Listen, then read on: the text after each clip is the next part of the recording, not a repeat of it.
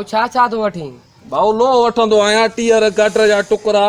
को टीन माना जेको भी लो जो कबाड़ आहे टोटल वठंदो आहियां भाऊ खाइण पीअण जी का शइ अथई हा हा खाइण पीअण जी शइ गंजा खटो पियो आहे माओ पियो आहे हर गंज खाई छो नथो वणिया मां खावां त नुक़सान थी पई दोस्ते छा पियो थो करी